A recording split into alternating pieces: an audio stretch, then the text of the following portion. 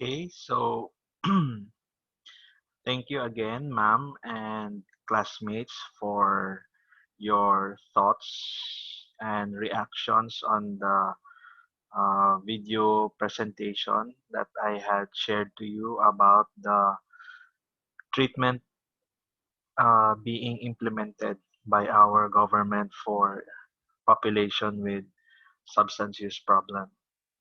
So I think we already had an idea of the various treatments, and some of these treatments we had actually uh,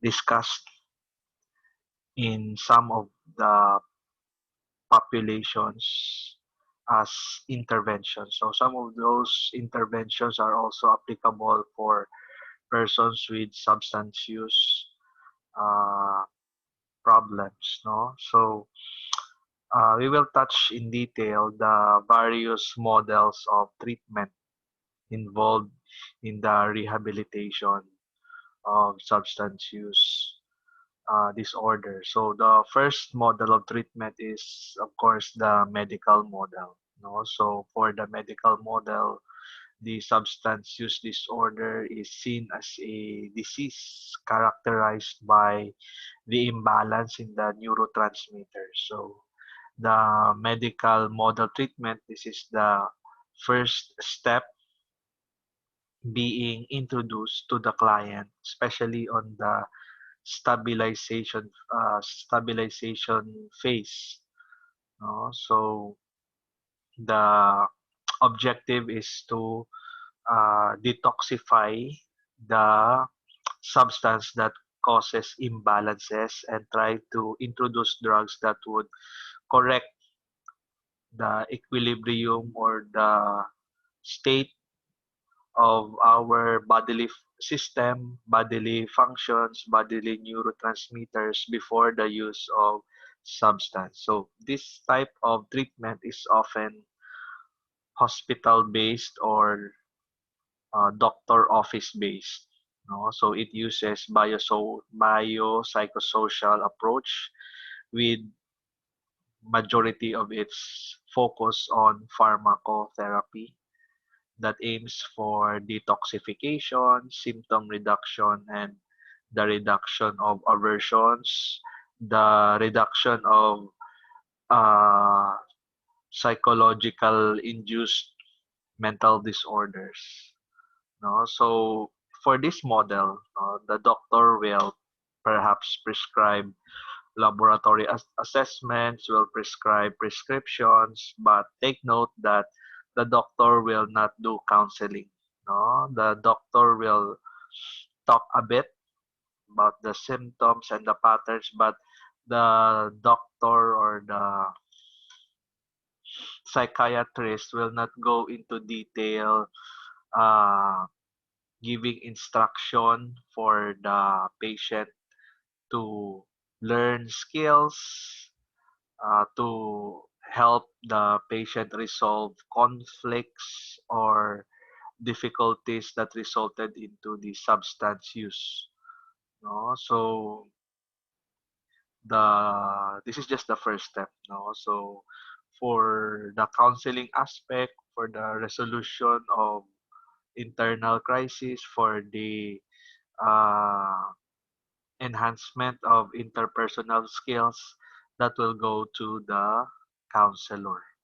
So the medical model is just the starting point, but whatever achievement or this should be continued after the patient is detox. This should be continued through counseling.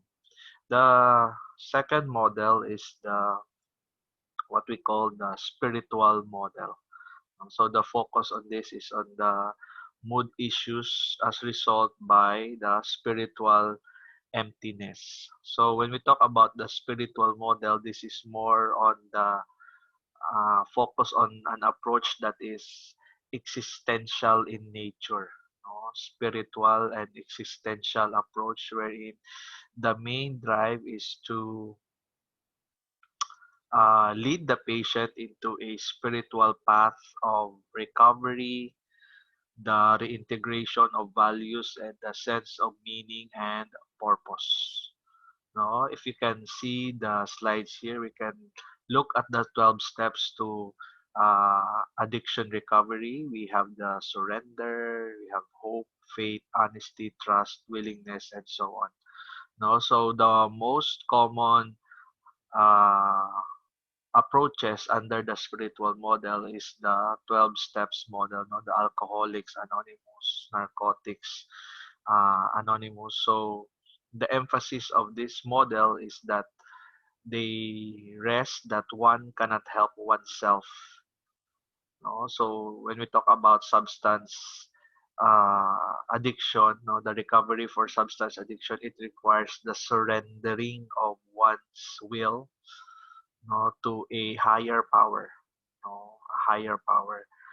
So you might question, however, that what if the patient doesn't believe in a higher power, or if the person is not religious, or has no spiritual foundation? So you might encounter those kinds of patients. So when such circumstance occur, then the counselor will focus on the higher power that is not supernatural. No? So when we talk about the higher purpose, this can be something that is tangible and something that the patient can readily accept. Like, for instance, the concept of God. No? So when we say God, that is good, orderly direction. No? Good, orderly direction for oneself. No, that will be the mantra for the person. That will be his purpose. Yung matuwid na daan para sa kanyang paggaling, or what do you call, pagka-rehab, no, he will be led to the right way. So that can be a purpose, no, that can be the focus in the spiritual model, no. So that is the goal of the person, which the person will be focusing on while he or she will be attending this 12 steps intervention program. So the other model is the psychological model. So this has many iterations, and most of these psychological models we had already discussed in uh, previous facilitators. No, so the most common, of course, is the behavioral self-control. No, the main goal of this is the broadening and strengthening of self-awareness. No, so if the person is more capable or is more aware of his or her actions, his or her thought process about things, then there is the capacity for control. There is a locus for control. There is a capacity to uh, pursue positive outcomes and gradually and eventually reduce or eliminate the negative outcomes brought about by substance substance use or substance dependency. So in this particular iteration, the concepts and theories of behaviorism, are in play. No? So the triggers are identified. The triggers are, the patient is uh, assisted to identify what are the triggers and how can he or she gradually learn to cope, learn to face these triggers and be able to have the guts and the courage to say no. No, so behavioral self control also involves goal setting for the patient, uh, contracting, no, uh, engaging the client into an agreement, no, wherein he or she will be striving to achieve positive goals that are aligned towards his or her recovery. Okay, so behavior contracting and of course relapse prevention. No, so and finally safeguard strategies. No, so that the client gradually doesn't revert back to previous bad habits that is linked to substance use or substance dependency. Okay, so the other itinerary or the other iteration rather of the psychological model is the dialectical behavior therapy. No, so this is another alternative to the infamous cognitive behavior therapy. No, so in dialectic behavior therapy, the focus is on also the promotion of mindfulness, distress tolerance, emotion regulation, and interpersonal effectiveness and problem solving. So there are certain people who feel that cognitive behavioral therapy underestimates their suffering and unable the CBT is unable to provide the sufficient validation and emotional affirmation that some clients need in order to cope up or in order to progress in the recovery and in treatment. So, siguro during cognitive therapy, parang they feel na parang kasabihan sila ng cognitive behavioral therapist na kaya mo yan, it's just in your head, no, fight it out, no. So, there are certain people who has personalities that they they have difficulty snapping out of their mental blocks or in their mental prisms. So there are certain personalities that needs emotional affirmation first. They need emotional encouragement, and that's the time that they can really get going. No, that's the time that they can once that they have that emotional blanket from someone, then that's the time that they can really start to focus, start to process, and try to clear out mentally so that they can challenge uh, whatever false beliefs that they have about themselves. So uh, that is what dialectical behavior therapy does. No? The other is the motivational enhancement therapy. So what's unique about this psychological approach is that it only consists of 3 to 5 sessions. So, motivational enhancement therapy actually is most useful during the first stage of treatment or the early stages of treatment. This therapy is utilized specifically for clients who are in denial of their substance use uh, problem for for clients that are ambivalent to treatment, no, so they might be going to treatment but when they go home they still intake drugs. There is no disruption in the pattern and in the amount of drugs that they ingest or they intake. So basically treatment doesn't happen. There is uh, ambivalence and there is no effort for substance abstinence. So, motivational enhancement therapy is one of the starting point to really encourage the patient or to engage the patient to seriously consider treatment, seriously consider undergoing the path to recovery. So this starts by an initial assessment followed by 2 to 4 individual sessions with the therapist. The other is we had already discussed this in length is the family behavior therapy. No? So it addresses not only the substance use and mental health problems, but also the other co-occurring issues. No, so definitely aside from the substance problem, there might be other problems that might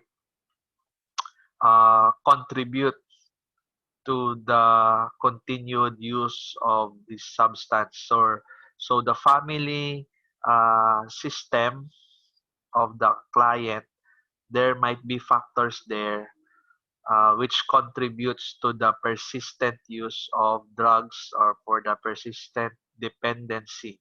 So that is the goal of the family behavior therapy, no? To reduce the pressures or to reduce the factors that contributes to substance use. No? So when we talk about family behavior therapy, it doesn't mean that all the family should be there. So at least one significant other should be present during the session. So it can be a spouse or it can be a parent. No? So especially for societies and culture where uh, families has a big emotional impact to individuals. So families and significant others can be a real therapeutic allies in helping clients recover from substance use problems. No? So the family members or significant others can in part be extension of the counselor or the therapist, no? So the counselor can empower or teach the family member how to guide and how to assist the client when away from session or while the client is at home. So he or she will be the one monitoring the patient for the therapist or for the counselor. He or she will be the one who will be reminding the substance abuse client, no, about the triggers, about doing the assignment task, no, given by the counselor. The family member can also be the one who will be giving updates for the counselor uh, if the patient does not respond to the follow-ups of the client. So if we can be able to take into our fold these significant others, then they can be of great value. They can be of great help, uh, helping these substance abuse clients. No? Aba. Okay, so we now go to the review of counseling outcome research on substance abuse. So there was a study by Sexton and Wiston in 1997, and they had analyzed all the counseling studies uh, and interventions specifically focused on clients with substance use, substance dependency problems, no? And these were the significant results revealed in their study. No? So counseling is a process beneficial to most clients, especially with skilled counselors. No? So uh, irregardless, no, counseling is still a positive uh, positive factor, no, in the recovery. There is significant benefit if counseling is introduced as a intervention tool for individuals with substance use problems. No? However, this is not always so, no? Because there are significant number of clients also who get worse. No? So there can be a lot of factors, and however, those factors were not elaborated in this study that contributed to clients of getting worse. But always take note that this population is like what I've said, because of the neurochemical imbalances. These individuals are very complicated, no, or difficult to manage and difficult to handle, especially for counselors who are not specialized, no, in counseling individuals with substance problems, no. So uh, we cannot really expect, no, because it's different for individuals. Individuals have unique set of difficulties and challenges, no. So although we are always going to give our best, we are always going put the best effort in trying to assist the person in recovery. But again, there are a lot of factors, specifically if the client himself, herself, no, is not 100% into the intervention, or he is not focused for his or her own recovery, then those are the things that are beyond our control, no. So what we can control only are the things that uh, we can give or we can assist, no. But again, uh, it's okay that certain clients will get worse. But if you think that your client is not progressing in the intervention, so again, it's prudent to ask for consultation to a supervisor, or the other thing is to refer the patient to other professionals or a particular uh, institution. The other finding is that counseling models, no, the treatment models that I have previously shared, whether it's cognitive, experiential, or spiritual, behavioral, or dynamic, most of them were found out to be effective, and when compared, seem equivalent in their effect on the counseling outcome. No, so there is no dominant approach. There is no dominant approach in terms of intervention for patients with substance abuse.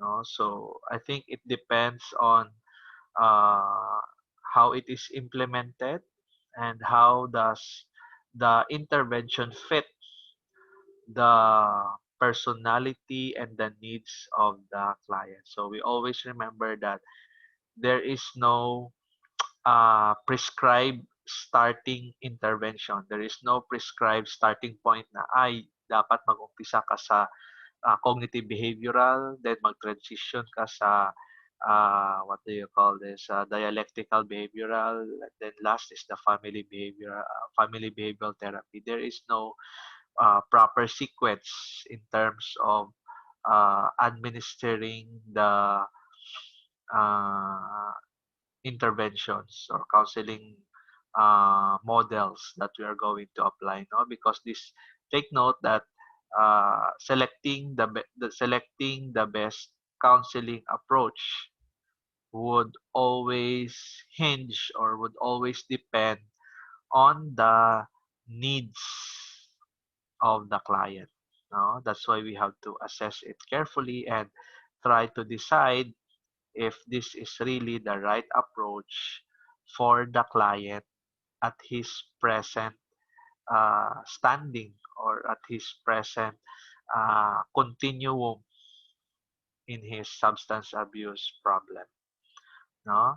So the other finding is that successful counseling has process factors which are common across various counseling models. So regardless of the model, these are the important factors that should be present in the counseling uh, process or in a counseling procedure. So these are the very uh, key principles that counselors should take note.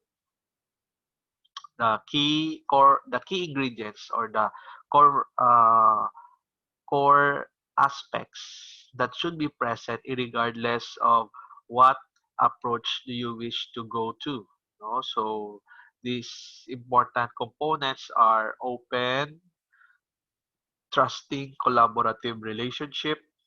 No? So uh, adequate facilitating for the counselor, uh, significant reframing, giving the correct or not the correct but the proper feedback and insight, and uh, assisting the client in behavioral changes. So these are the most uh, common and the most important components that should be present in all interventions. The other is that most of the counseling outcomes become successful depends on really on the counselor, no? Based on their study, on the therapeutic skills of the counselor, specifically on focusing conversations on life problems. How skilled is the client in identifying the various challenges and problems that the client have and how to properly address them, how to equip the clients with skills and capacities to handle problems without resorting to substances. No? So addressing present problems directly, no? Directing problems, seeing problems as it is, and providing the structure for client counselor intervention. And the final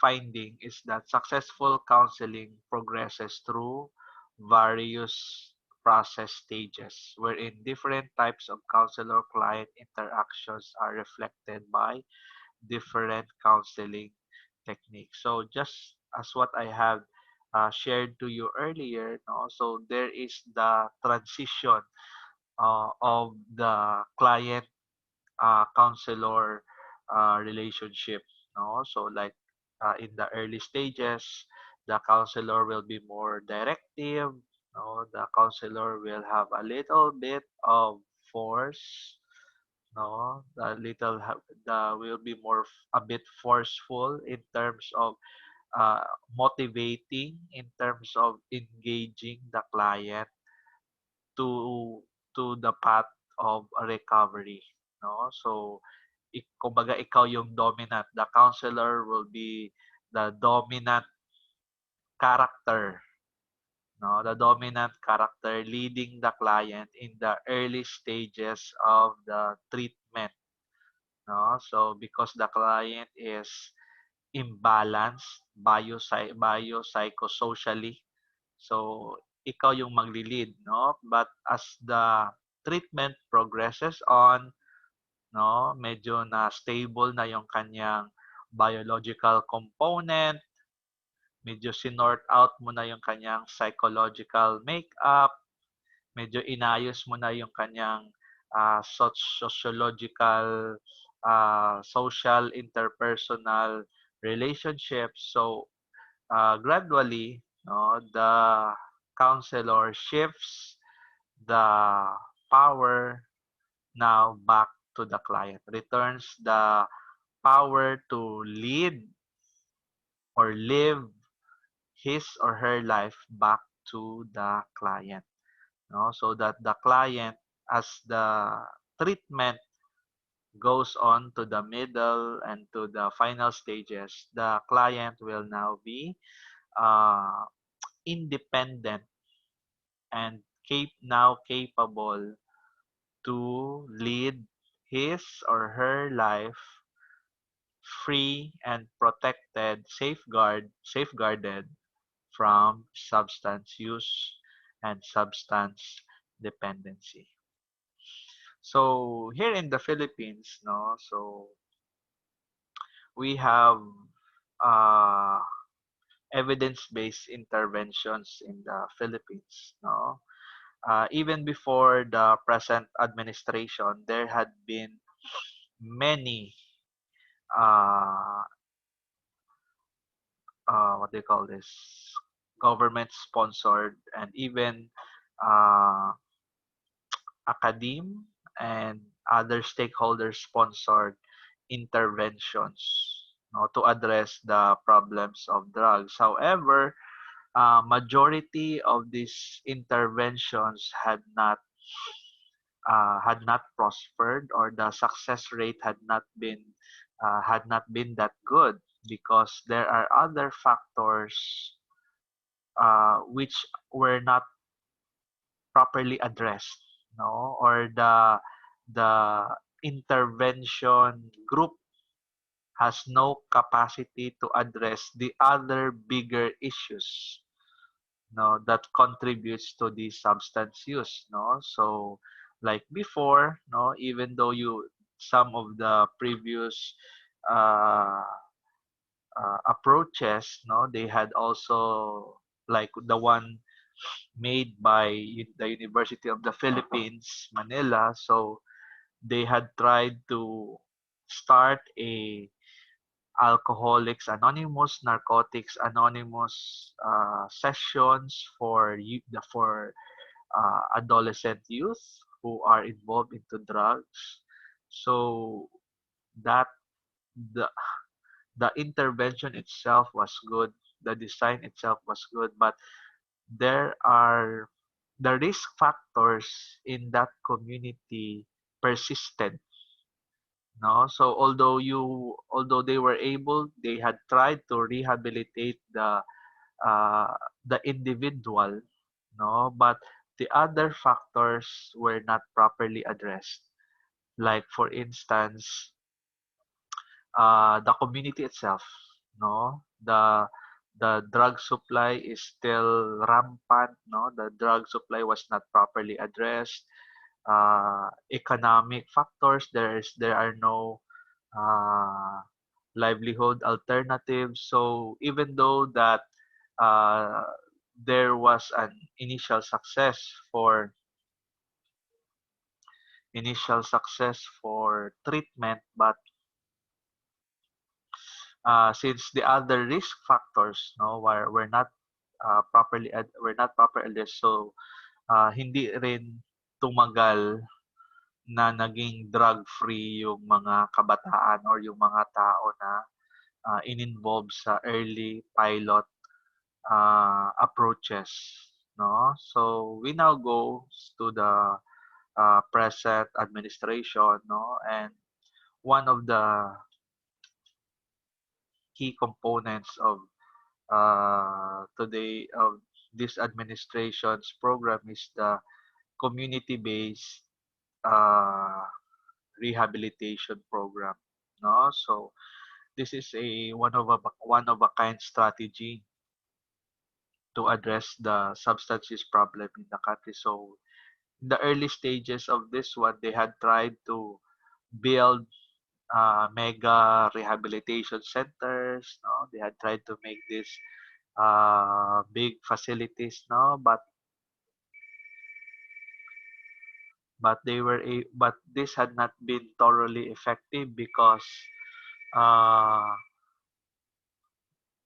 they had put up structures, no, they had put up structures, but the proper mechanisms were not in place.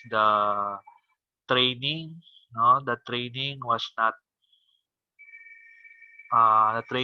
the staff, no, and most of the clients were away from the family, no.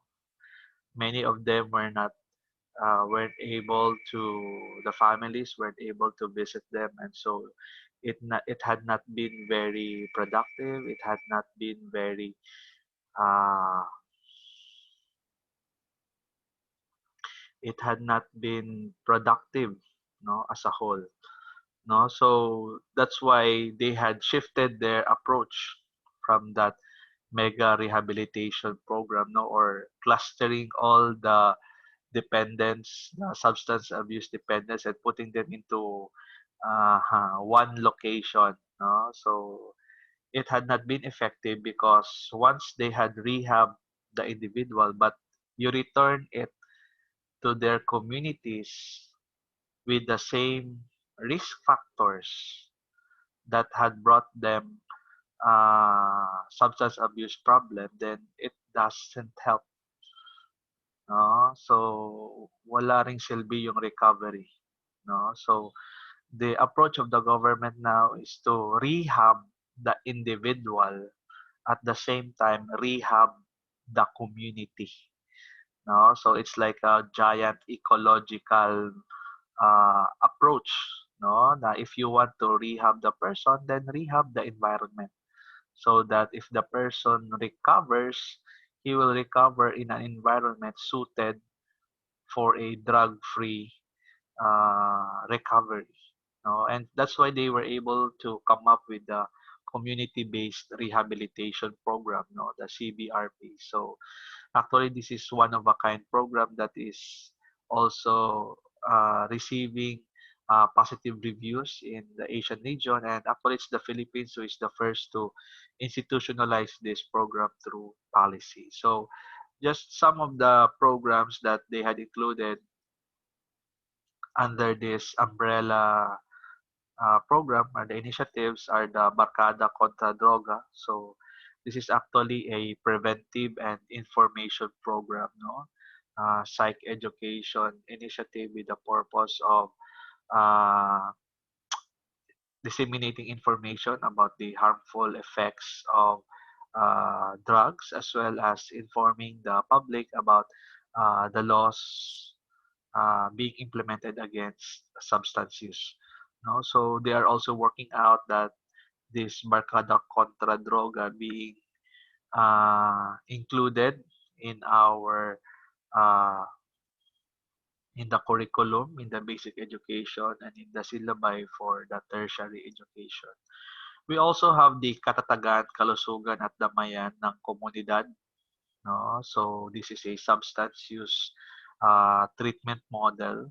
No? This was designed by the Psychological Association of the Philippines together with, I think, US financed NGO. No? So this is already an evidence-based, and this treatment model is already approved as a integrated approach included in the CBRP program.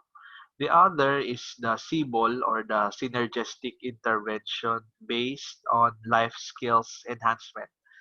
So this is an aftercare and reintegration program. No? So para siyang modular course, no? May mga modules siya, uh, may mga self-paced materials intended to help help substance use clients, no, develop life skills they need in order that they uh, continuously abstain from substance use, life skills needed for them to improve their intrapersonal standing, improve their interpersonal relationships. Some of it also include employment skills, no, needed for them to seek employment instead of indulging into drug trafficking as a means of livelihood. Uh, the concept of CBOL is also the infrastructure and the facility that CBRP is trying to implement. So the idea is they are going to construct CBOL centers or CBOL facilities per municipality or even the barangay level, and this will be the hub which will be providing materials, which will be providing counseling for PWOOds or persons who use drugs after their rehabilitation and their continuous recovery. So takeaways, no? So these are just some of the insights that I had reflected upon my report, as well as from the webinar that I had attended about substance use in the country. So this challenge about substances is a multi-systemic intersectorial fight against substance use. So kailangan talaga na almost all sectors, all systems, all levels, kailangan talaga na mag cooperate, no? All of us can have our contributions, no?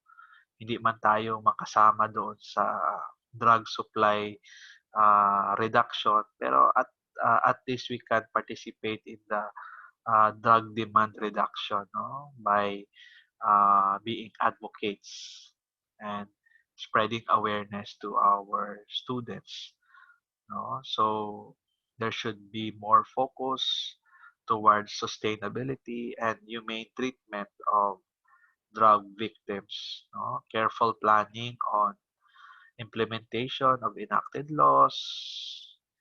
I think importante talaga yung treatment accessibility, no? Affordability, no? So as of now, yung yung PhilHealth coverage related to drug rehabilitation hanggang detoxification lang. Yun lang yung babayaran ng PhilHealth. So after nun, paano naman yung counseling? Paano naman yung rehabilitation and other treatments? Halimbawa, if the person has other medical issues, other psychological disorders related to substance use. So PhilHealth will not shoulder that. So how about the families? No?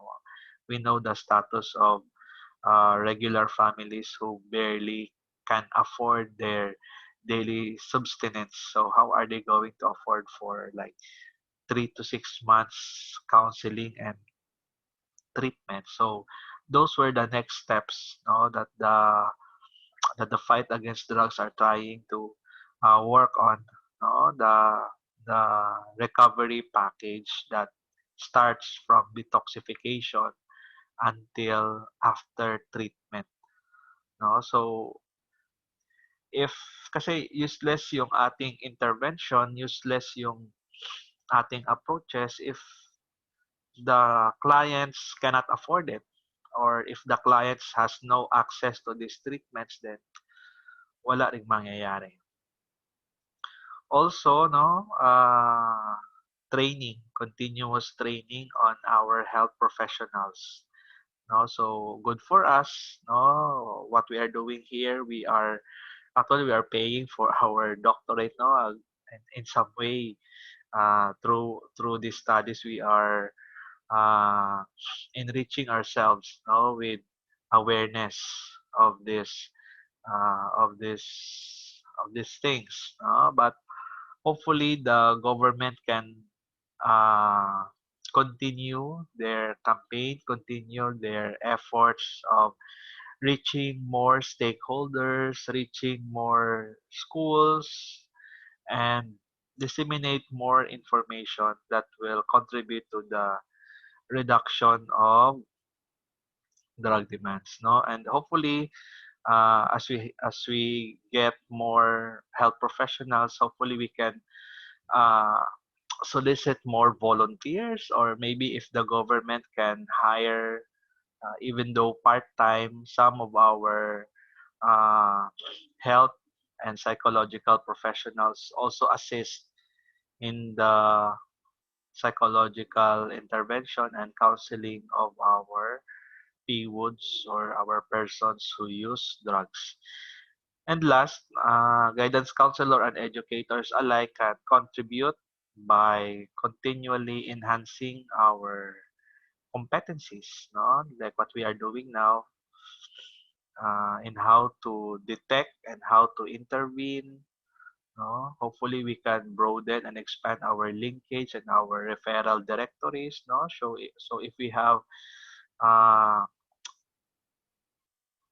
cases of substance use and we judge that this is beyond our capacity, so it's always nice that we have this directory that we can refer our students to proper institutions who will provide adequate interventions. No? We can also be vocal advocates. No? And the most important thing is to create better and safer environments for our students and our children free from substance use. So, yeah, no, there is actually hope. There is light at the end of the tunnel, no? Especially for our patients, our clients who decide on accepting the challenge to recover. No? So talagang it's as if we are really saving souls. No?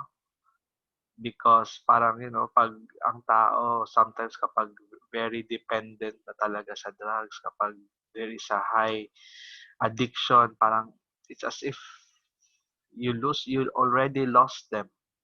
No? So that's why it's a really big challenge for us. No? Uh, how are we going to save these souls? How can we help them, convince them, and motivate them to uh, avail treatment and to take the right path, no, towards recovery? And so, one of the famous quotes of a Hollywood actress who had also had her epiphany and her realizations about substance use and being able to overcome it. No, Demi Lovato, one of the hardest things was learning that I was worth recovery. No, so it's a good thing. No, once we see our purpose, once we see our meaning in life, then life uh, is makes more exciting, or it's really worth fighting for. No, so these are the people really who majority of these people who I think indulge in drugs. They are the ones who had, I don't know, I guess some had gave up on life, gave up on people, gave up on hope. No? That's why the spiritual model really emphasizes the introduction of and the search for meaning and purpose. No, whether this meaning or purpose, be it in the higher power, be it in internally within ourselves, or be it to the persons around you, family, wife, children. No, so that is the challenge for us. No, how can we motivate the person that he is worth the recovery? Okay, and the references. So thank you, uh,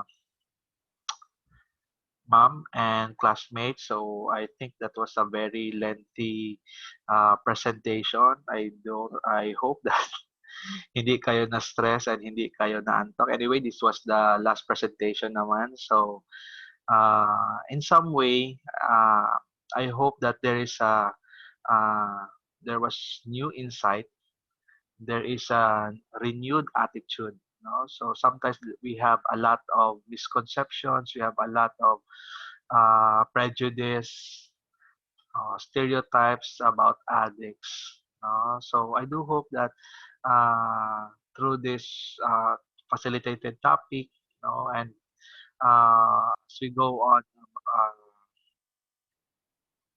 we can have a more positive outlook and a more hopeful attitude for uh, this population with substance problems that they also deserve a second chance. No, God gave a second chance, so it's also fitting that we gave them a second chance for their families and also for themselves. No, so there are a lot of factors that had prompted them uh, into the substance use, but hopefully uh, we can be humane enough to give them that second chance that they deserve into life. So thank you everyone, and if we have any more uh, comments, if you have any more realizations, then we can continue our discussion after this presentation. Thank you everyone. Stay safe.